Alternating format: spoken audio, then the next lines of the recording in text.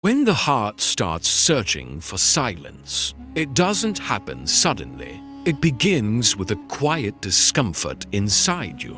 The feeling that your life is full, yet your heart is empty. You smile, you talk, you work, you survive.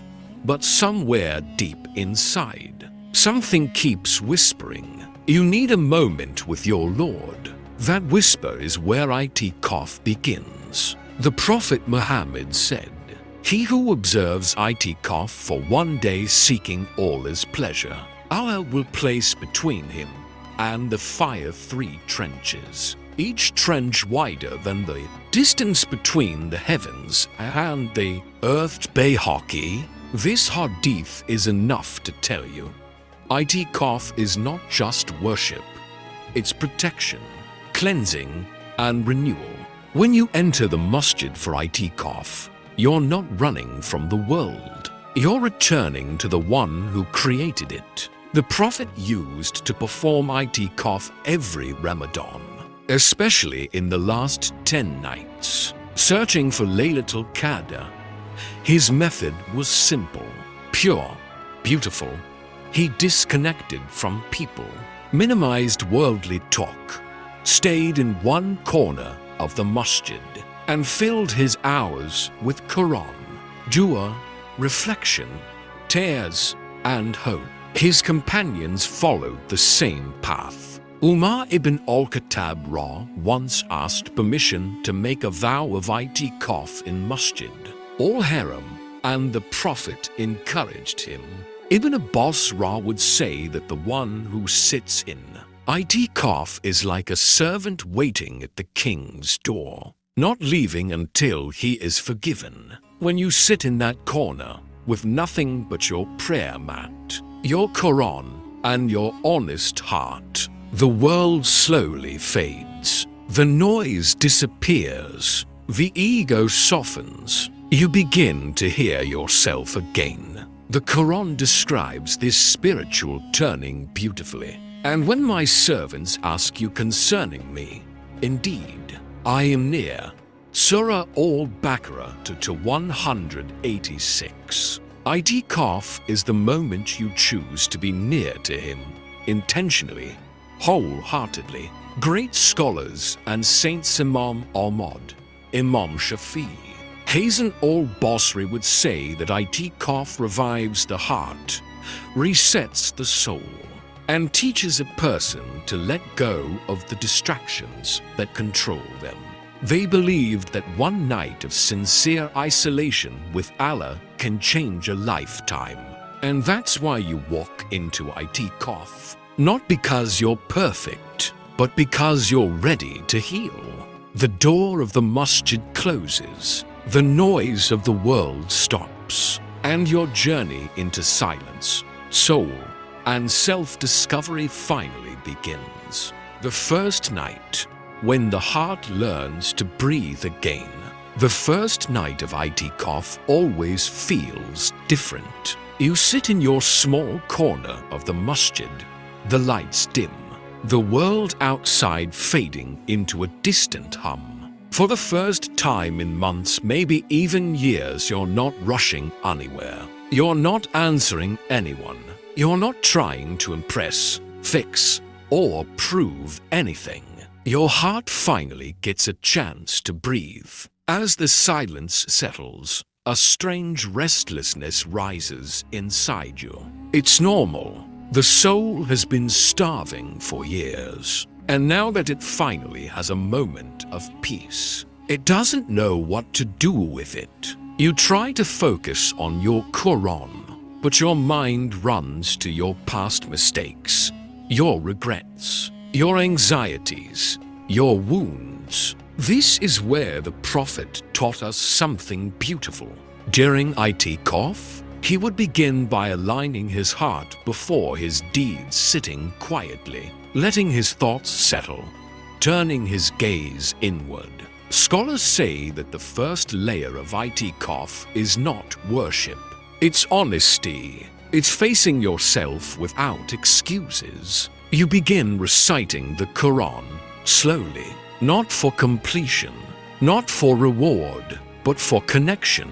Every verse feels heavier, deeper, sharper. When Allah says, "Verily, in the remembrance of Allah do hearts find rest," 13:28. You're not just reading it, you're living it. In this first night, your doers feel raw, real, unfiltered. You speak to Allah like you haven't spoken in years. You admit your weaknesses. You confess the sins you hide from the world. You ask for strength. You ask for clarity. You ask for healing. This is the night when tears come easily, and you're not alone. The Sahaba felt this too. Abdullah ibn Umar would cry so deeply in Aitikaf that others could hear him.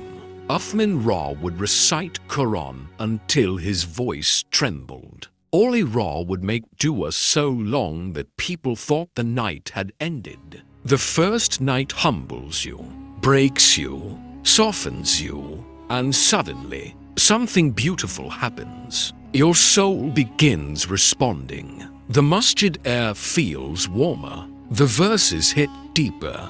The distance between you and Allah feels shorter. The dunya loosens its grip.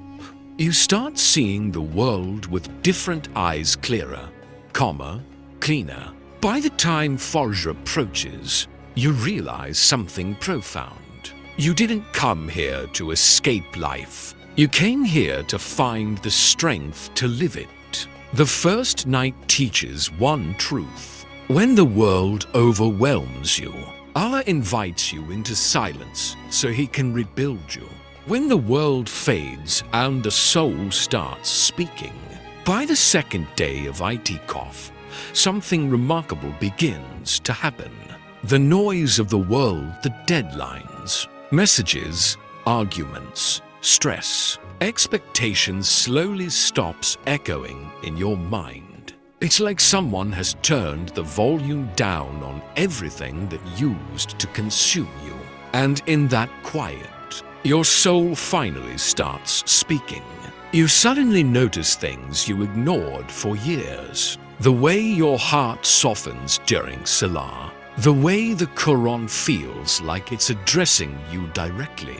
The way your body relaxes when you sit in stillness. It's as if your spirit was suffocating beneath layers of distractions, and now it's finally breathing fresh air. This is why the Prophet Muhammad would isolate himself in the last 10 nights, because the soul needs time to wake up. There's a narration where Aisha said, when the last 10 nights began, the Prophet would tighten his waist belt, stay up the nights, and wake his family. Bukhari and Muslim.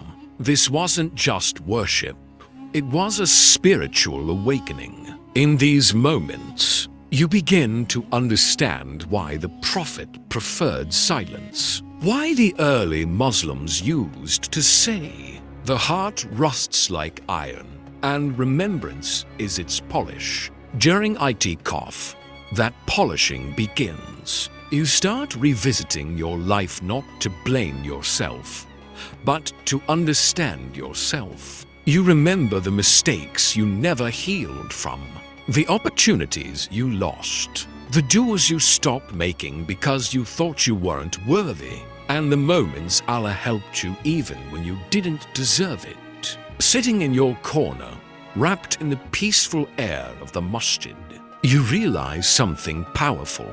Every heartbreak you survived, every tear you cried, every moment you thought you were alone, Allah was there all along. The Quran starts touching your heart in ways you've never felt before. Verses about mercy feel personal. Verses about patience feel like advice. Verses about hope feel like they were written specifically for you. You begin whispering duas you buried years ago. Ya Allah, fix what is broken in me. Ya Allah, make me whole again. Ya Allah, guide my heart back to you. This is the moment where detachment begins. You stop craving people's approval. You stop fearing the future. You stop running from your past. Because now you know, if Allah is with you, nothing else matters. By the end of day 2, you're no longer just sitting in a Itikaf. You're being transformed by it. The inner battle, when Shaitan tries to pull you back. By the 3rd day of Aitikaf, a silent battle begins, one that no one sees, but every worshipper feels. After the peace, after the calm, after the early spiritual highs, the challenges start creeping in. This is the moment where Shaitan whispers harder and your nafs pulls stronger, trying to reclaim the space your soul is finally winning back. You sit in your corner, Quran open, heart ready, and suddenly your mind drifts. Old memories return, random thoughts appear. Your phone, if you even kept it with you, feels heavier than it should. Even silence begins to feel uncomfortable. This is exactly why the early scholars used to say, Itikaf is not just worship. It is jihad against the self. The Prophet Muhammad taught us that Shaitan runs through a person like blood. In these nights, he doesn't want you to change. He doesn't want you to detach from the dunya. He doesn't want you to taste the sweetness of closeness to Allah. Because once you taste it, you'll never want anything else again. So the battle begins. You force your mind back to the Quran. You force your tongue to make dhikr. You pull your heart into dua even when it feels dry. You push your eyes to tears even when they resist. And slowly, Allah helps you win. There's a moment in Itikaf when you suddenly realize that this struggle, this inner fight is not a sign of weakness. It's a sign that your soul is waking up.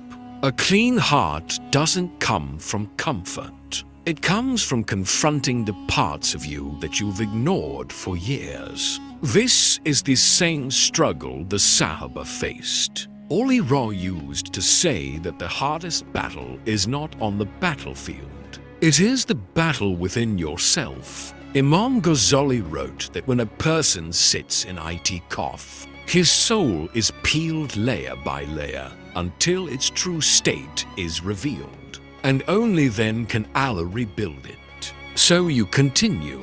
You recite even when distracted. You make dhikr even when tired. You raise your hands even when your heart feels numb. Because you know something essential. Every time you fight your nafs, Allah elevates you. Every time you resist a whisper, Allah strengthens you. Every time you choose Him over the dunya, He chooses you. By the end of this day, you feel it. A new clarity, a quieter heart, a lighter soul. The battle isn't over, but for the first time in a long time, you're winning. The night of turning back, when Tawbah becomes real. By the 4th night of Aitikaf, something deep begins to shift inside you. The distractions have settled. The noise has faded. The inner battle has softened. And now, the heart enters its most vulnerable stage. The stage of Tawbah, real repentance. The kind that doesn't come from the tongue, but from the depths of the soul. This is the night where many people break down. Not because they're weak, but because they finally stop running from themselves. You sit alone in the quiet Masjid, the world asleep, and for the first time, you see your life clearly. All the choices, all the sins, all the moments you drifted away from Allah, and instead of feeling hopeless, you feel something unexpected. You feel called back. Allah says in the Quran, "Do not despair of the mercy of Allah. Indeed, Allah forgives all sins." 39 to 53. You read that verse differently tonight. It doesn't feel like information. It feels like a personal invitation. Your eyes fill with tears, not tears of sadness, but tears of relief. You finally tell Allah everything. The mistakes you buried, the guilt you carried, the sins you were too ashamed to admit, the prayers you abandoned, the pain you hid from everyone except yourself. And somehow, in that small corner of the masjid, you feel seen, you feel heard, you feel forgiven. This is what the Prophet experienced in his Itikaf, moments of deep, unfiltered connection with his Lord. Aisha said that during Itikaf, the Prophet would make such long du'as that his voice would tremble and his eyes would fill with tears. The Sahaba followed this path too. Ibn Madid would say that a single tear shed in the last 10 nights is more valuable than a lifetime of empty worship. This night, you understand why. When the heart breaks for Allah, Allah rebuilds it with a strength you never knew you had. You feel lighter, almost as if your soul has been washed. The heaviness you carried for years begins to lift. You feel closer to Allah than you have in a long time. You came into Aitikaf searching for peace, but tonight you found something even greater, mercy. And as you wipe your tears and prepare for Fajr, one realization settles into your heart. Tawbah isn't about your past, it's about your future. A future where your heart walks differently, softer, cleaner, closer to the one who never left you. The secret doors of dua, when your words finally reach the sky. By the 5th day of Itikaf, something extraordinary begins to happen. Your heart, which once struggled to focus, now slips naturally into worship. Your tongue, which once felt heavy with dhikr, now moves without effort. Your du'as, which once felt distant and formal, now feel alive, personal, intimate. This is the stage where the doors of dua begin to open. The Prophet Muhammad said, "Dua is the essence of worship." Tamidi. You understand this now in a way you never understood before. Sitting in your small corner, under the soft glow of the masjid lights, you raise your hands, not out of habit, not out of routine, but out of longing. Something inside you believes, truly believes, that Allah is listening to every word, every whisper, every breath. The Quran echoes in your mind, and your Lord says, "Call upon me, I will respond to you." 40 to 60. In Itikaf, this verse stops being a promise you read and becomes a reality you feel. Your du'as change. They deepen. They expand. They soften. They tremble. You ask for forgiveness with sincerity. You ask for guidance with humility. You ask for peace with desperation. You ask for blessings you were once too shy to request. You ask for things you thought you didn't deserve. And the most beautiful part? You start making du'as you never made before. You pray for people who hurt you. You pray for people you love but never appreciated. You pray for your parents, your children, your spouse, your community. You pray for your heart, your character, your future. This is the moment where the Sahaba excelled. Umar would spend hours in dua during Itikaf. Ibn Abbas would whisper like a child begging a parent. Ali would raise his hands until they shook, because they understood one truth. If Allah gives you the gift of dua, He has already written mercy for you. Your heart softens in ways you didn't know it could. Your eyes fill with tears you didn't know you had. You feel a closeness you can't describe, a nearness that fills every corner of your soul. And then a moment comes, a sacred, quiet moment where you pause, lower your hands, and just breathe. You feel heard. You feel answered. You feel held. Itikaf teaches you that dua isn't about the words you speak, but about the heart that speaks them. By the end of this day, one truth settles inside you. No one can heal you, help you, guide you, or hold you the way Allah can. The Quran begins to speak when verses turn into mirrors. By the 6th day of Aitikaf, your relationship with the Quran begins to transform. What once felt like reading a book now feels like having a conversation. The verses that you used to pass over quickly now stop you, hold you, reflect you. You read a single ayah and suddenly feel like it's describing your life, your wounds, your fears, your hopes. This is the moment when the Quran stops being recited and starts being felt. As you sit in your corner of the Masjid, the pages open in your lap.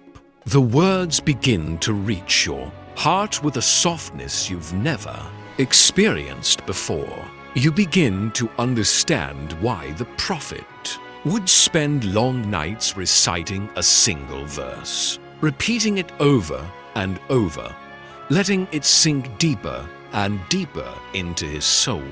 Shara once said that he would recite, "If you punish them, they are your servants, and if you forgive them, surely you are the mighty, the wise." 5 to 118.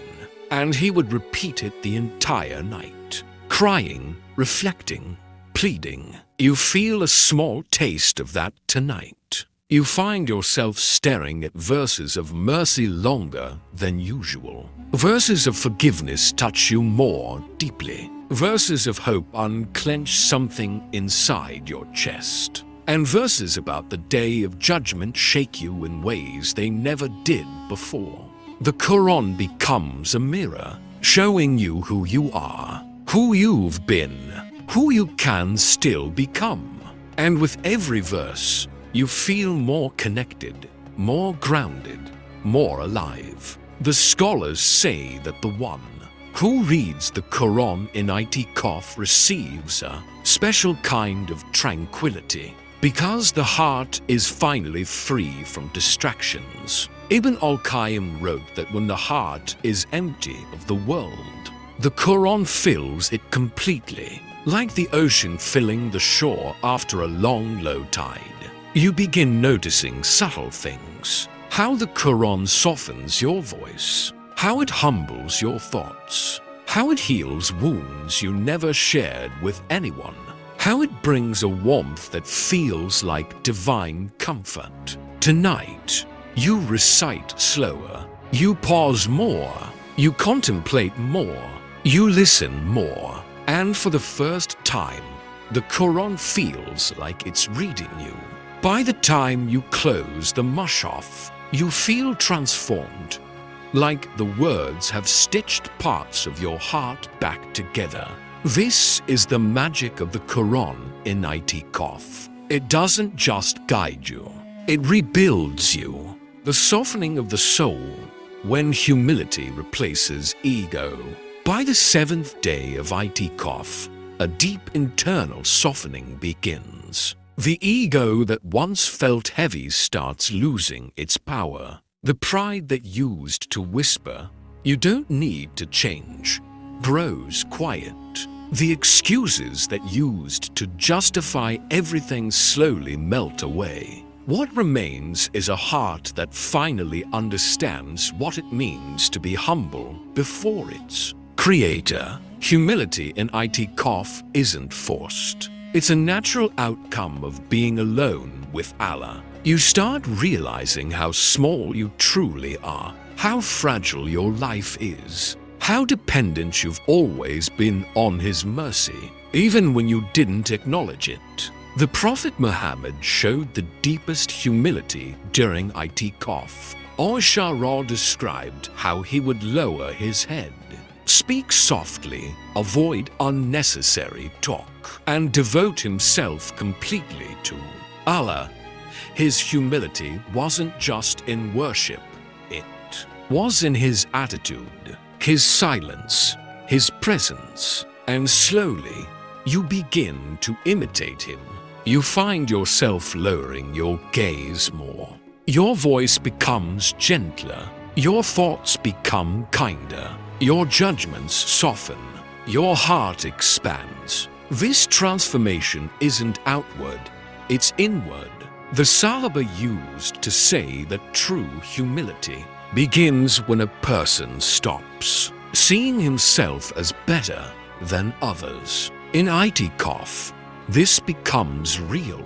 You watch people around you, each one with their own struggles, their own pain, their own hopes, and you realize you're all the same before Allah. No one is higher, no one is lower. All of you are beggars at the same door. Tonight, a strange clarity washes over you. Those grudges you held for years suddenly feel meaningless. The pride that kept you from apologizing feels foolish. The resentment that once felt justified now feels heavy and childish. You begin to pray for people who wronged you, not because they deserve it, but because your heart finally does. You start forgiving silently, letting go quietly, releasing the chains that once tied your soul down. This is the humility Allah loves, a heart that bows before Him without resistance. Ibn al-Qayyim wrote that humility is the fragrance of a purified heart, and only those who taste sincerity in isolation will ever experience it. Tonight, you smell that fragrance, you feel that softness, you witness the ego letting go. By the end of this night, you understand a powerful truth. You didn't come to Itikaf to become more religious. You came to become more human, more grounded, more grateful, more real. And in that humility, you finally feel close to Allah in a way you never felt before. The healing silence when Allah mends what you never could. By the 8th day of Aitikaf, the silence that once felt strange now becomes your companion. It wraps around you gently, almost protectively, like a blanket you didn't know you needed. This is not the silence of loneliness. It is the silence of healing. In this sacred quiet, something profound happens. Allah begins to mend parts of you that you never knew were broken, and parts you always knew but could never fix. Every human carries wounds, some from betrayal, some from loss, some from disappointment, and some from their own mistakes. Normally, you bury them, hide them, or distract yourself from them. But in Itikaf, those wounds rise to the surface, not to hurt you, but to be healed. The Prophet would spend long periods in reflective silence. When asked why he preferred quiet moments, the scholars explain, because silence reveals the truth of the heart, and that truth finally reaches you tonight. You start remembering the moments that cracked your soul, the times people hurt you, the times you broke your own principles, the doers you whispered in pain, the nights you cried silently, the days you pretended to be strong, but instead of feeling overwhelmed, you feel something different. You feel comfort. The Quran says, He is the one who heals the hearts of the believers. 9:14. And in this stillness, you feel that healing taking place. You realize Allah never abandoned you. He was with you in every heartbreak you faced. He was the one who gave you strength when you thought you had none. He was the one who kept your heart beating when you wanted to give up. He was the one who brought you here, into his house, so he could heal you fully. The early scholars would say that 1 hour of sincere silence in the masjid is better than 1,000 hours of empty speech, because in that silence, the soul hears what the world always tries to silence: hope, mercy, reassurance, closeness, love. You start feeling lighter. The anxiety loosens its grip. The old wounds stop bleeding. The bitterness fades. The burden lifts. It doesn't happen all at once. It happens breath by breath, verse by verse, tear by tear. By the end of this night, you understand something powerful. Healing doesn't come from time. Healing doesn't come from people. Healing doesn't come from distractions. Healing comes from Allah, and Allah alone. And in this sacred silence, He is healing you in ways you never thought possible. The exit door, when a new you walks back into the world. The final day of Itikaf arrives quietly. There is no ceremony, no announcement, no dramatic farewell. But inside your heart, something feels different, deeper, calmer, more awake than ever before. You look around the masjid, the place that witnessed your tears, your doers, your struggles, your healing, and you realize you're not the same person who walked in. You entered carrying weight. You're leaving carrying light. You entered with confusion. You're leaving with clarity. You entered with wounds. You're leaving with healing. This is the promise of Itikaf. Not that life around you will change, but that you will.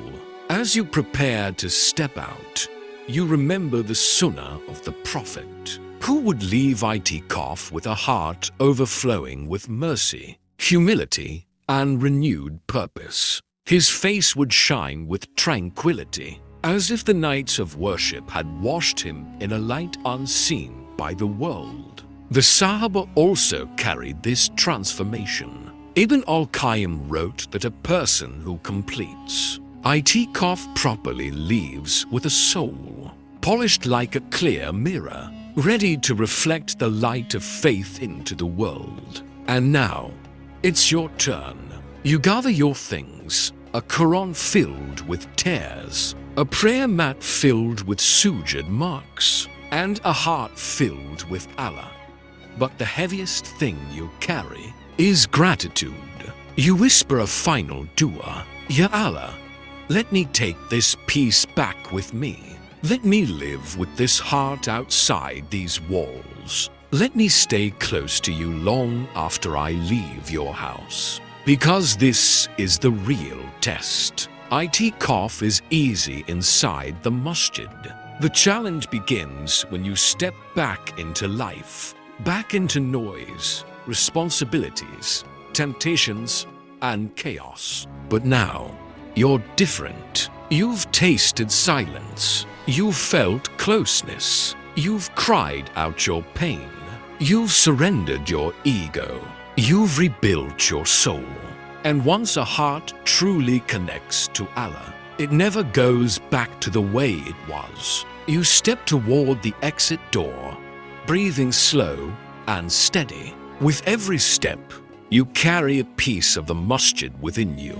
Its calm, its purity, its barakah, and when you finally cross the doorway, it feels like a rebirth. You're walking back into the same world, but as a new version of yourself, a version that listens more, forgives more, prays more, hopes more, and loves Allah more than ever before. The journey of Itikaf ends here, but the life you build from it is just beginning.